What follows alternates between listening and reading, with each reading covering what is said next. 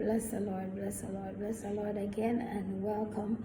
It's me again, your sister in the Lord. Hallelujah. Bless the Lord. I have a word to share with you real quick. This word is it's a Rhema word, and it's quick. I will not waste your time. It is coming from Daniel chapter 8 and verse 14. The Lord said to tell you that in spite of what will happen, in spite of what they will do, his sanctuary shall be cleansed and restored. It shall be cleansed and restored. The sanctuary shall be cleansed and restored.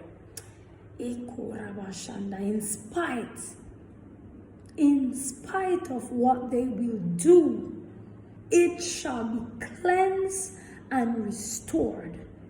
His house shall be restored, and it shall be cleansed, says the living God. God bless you, and thank you for stopping by. In Jesus' name, shalom.